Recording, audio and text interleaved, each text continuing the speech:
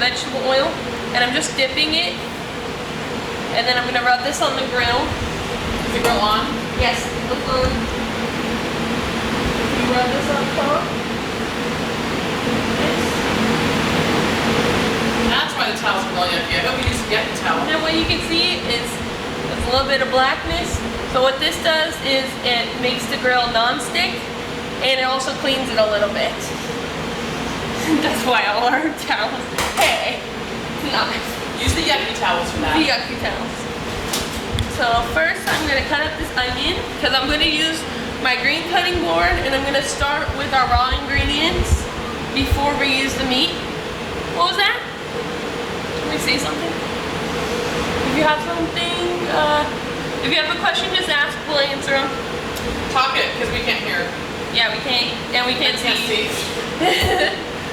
So I'm just gonna slice this up very thinly. Be very careful not to cut yourself like this class, like I've done it before. And I'm just making little thin slices of my onion. And I'm going to put these in a bowl to the side for later.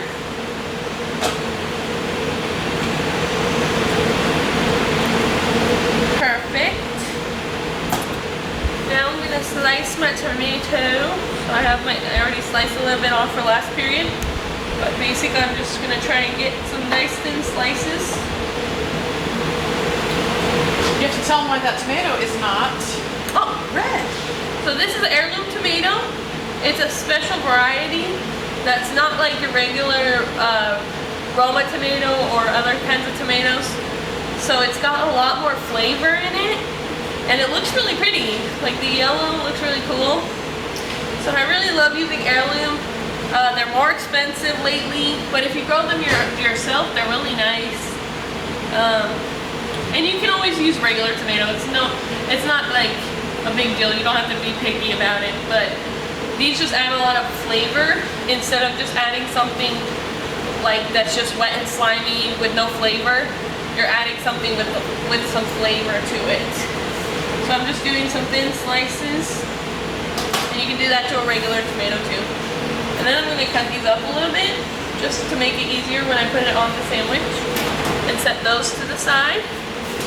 So now that I have my prep, I have my onions and my tomatoes. And then my baby arugula, this is already prepped for me because it's in this box. So I don't have to do anything for that. And then I have my smoked goudas already ready. Make sure you open the package so you can get to it really easily and quickly. When you start cooking, things go really fast. And then my bread is already open. So all this is going to go super fast now. So I'm going to get rid of my green cutting board because I'm going to be switching to meat. And we want to make sure that we switch our cutting boards, if they're colored, switch them to the correct color for what you're cooking. And we never want to prep on the same surface as a meat surface. So if I did the meat first, I would not want to prep anything else until I've sanitized this counter. But since this is raw ingredients, I don't have to do that. I can just switch this out for a meat cutting board. So that's what I'm going to do.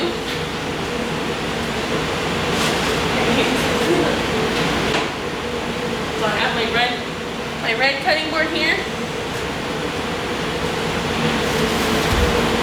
And I have my ground beef.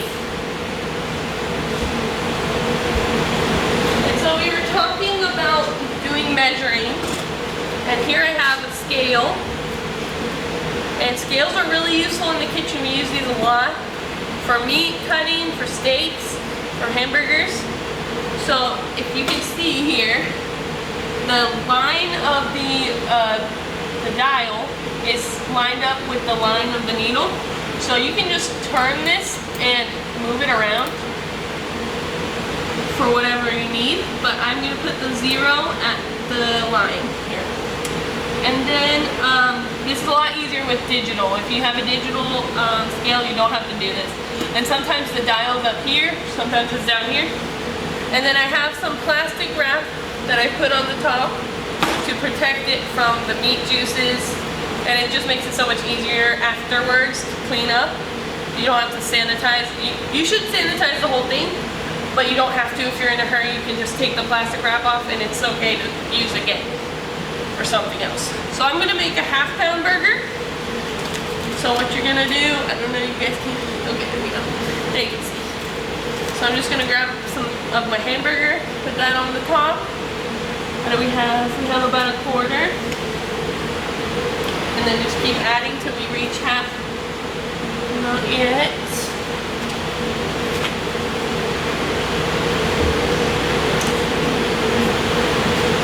So, a little bit more. If you guys can see that, That's a big burger. about, yeah, it's a pretty big burger. So it's about half right now. You can see there's the 0 and there's the 1. It's about halfway between them. All right, now I'm gonna just take this off. It is a big burger. Half pounders are pretty big. A lot of times you'll see quarter pounders because they're a lot easier to cook because they're thinner. Just a little bit. Okay, take a little off because it's a little big. So basically I'm just gonna flatten this out. Keep blocking the other video camera. Sorry. Putting everything in the way of it. And we wanna make sure that the edges aren't thinner than the middle. We wanna make it completely flat. Like lay it down on your counter and make it flat. Connect your sides. Just like that. And then once you have it nice and flat, you'll push down on the middle to get kind of a dip on the middle, and that'll make it cook evenly. Because it cooks from the outside in. So if the inside is thinner, and that will cook more evenly with the outside. So I'm gonna put this on a plate. Here's my plate. And I'm gonna wash my hands. So I've been touching meat.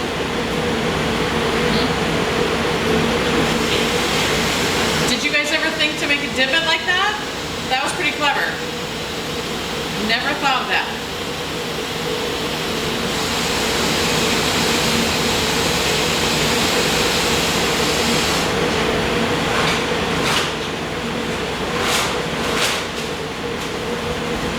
Keep our meat dirty hands out of our big containers because that can cross-contaminate. At least if I have this little bit, I can just throw it away if I get meat hands in it or something. So I'm gonna salt and pepper this guy. You can also just use a shaker too, right? Yeah, you can use a shaker. Shakers are perfect. No touching there. No cross-contamination. So I'm just doing a little bit of salt and pepper. Salt and pepper. What was that? Oh, the microwave. So the microwave's going off. But Sorry. that's okay. So I'm gonna move this meat over here. Oh, this is my clean surface. I can't put that here. Over here. I'll put it right here. This is my clean area. Do you want me to put this? I'll put this in the fridge if you want. Fridge? Yeah.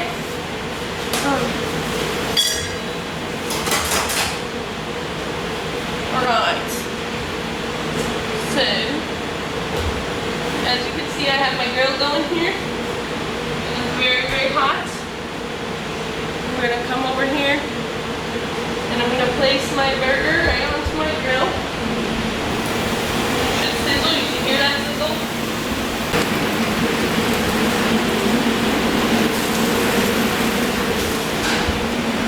Those onions, you guys, they smell so good. And I don't even like onions, but I like the smell of them.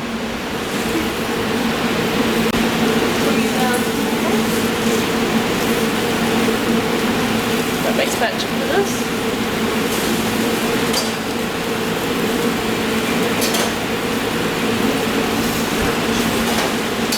Alright. So if you can see, I don't know if you guys can see, but it's a little bit brown on the sides. It's going all the way up to almost to the top. So I'm going to see how this looks. So there we go. So look at it. I'll bring you guys over a little bit close. So you can see. We're trying to keep this computer in good shape. Keep it away from the fire. It's actually your dad's, yeah. Yeah, my dad's computer. So we're going to let that cook for about 2 minutes, 3 minutes. It should not take long now. So next I'm going to take my buns.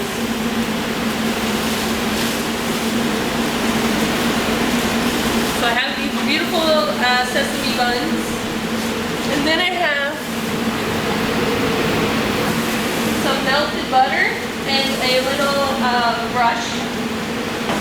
So what I'm going to do is I'm going to take my bun and I'm going to brush it with some of this butter, just like that. Lightly brush the butter. And I'm going to put it on my flat top. Or your stove or your grill. It doesn't really matter, just toast it really quick. Now put this in there. That's what makes it.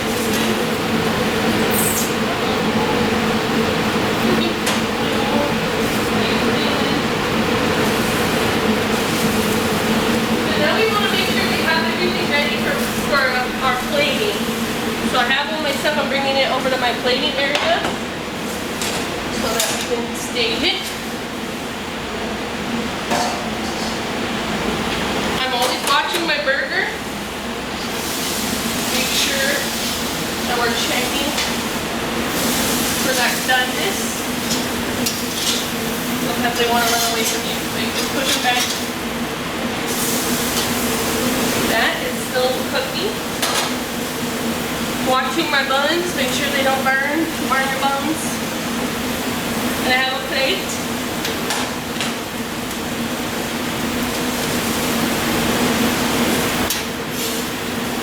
Take my bun. Not quite there yet. Make it burn a little bit. And we're gonna move really quick now. This is gonna be the quick part. There we go. Check on my burger again.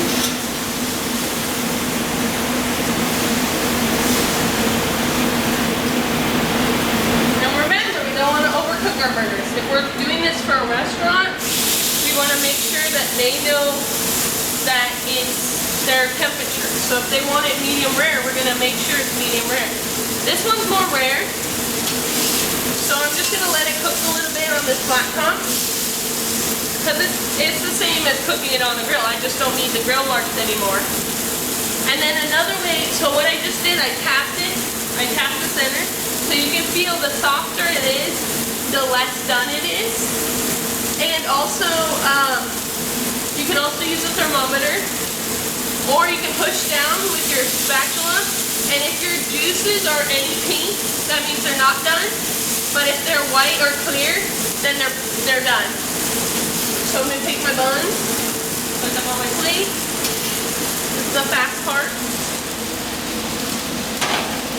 So back you guys up so you can see.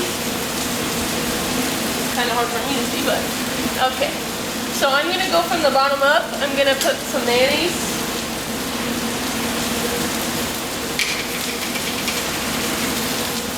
Spread your mayonnaise on there. Not too much. I don't like a big gloppy mayonnaise. I like a small, thin amount. Sometimes you got butter buns. Thin layer, yeah, especially with the butter on the buns. It's already moist enough. So there we go. Okay. So I'm always watching my burger back there. I'm gonna add my arugula on the bottom. Because some people like to do it like kind of bottom up, where you're working with the vegetables on the bottom, and some people put the vegetables on top. It's just your personal preference. Just remember, if you put the lettuce and stuff on the bottom, it can get soggier faster. I put my tomatoes on that I made earlier. I like a lot of tomatoes. So now I have my burger back here that's cooking. I'm going to take my onions and I'm going to place these on top of here. A nice little pile on top. And then I'm going to take my smoked Gouda. This is really thick smoked Gouda, so I'm going to just take one piece, put that on top of there. And so you can leave it like that and let it melt like that. But a lot of times in a restaurant, we'll use something called a steamer lid, like steamer, and it has a handle on a bowl. And so what I like to do is just use a bowl, and that will melt your cheese a lot faster than just sitting there. And if you really want to be restaurant style. You can get a little squirt bottle with some water and make it go even faster by lifting this up and putting a little bit of water under there. And that steams it and melts the cheese really fast. So we're just gonna pull this off. There. Lift off. And we're gonna place this guy right there. They're beautiful. You can put a little gherkin on there or put just the skewer things. So we'll stab them and then we'll cut this guy. Give you a nice look on the inside. See if it, make sure it's cooked all the way. Ta-da! So it's a little bit over, it's a little bit medium. Turn it over here. Have our burger. Oh, that's good. So that's how you do it. Anybody have any questions? I can answer any questions you have. If you just want to leave them in the chat, we can answer them. Yeah, so that's your burger. I wish you guys could eat them. Have them for lunch, have them for dinner. Make them for your family. If you make them for your family, take a picture and send it to us. And we'll give you credit for it. So, and remember,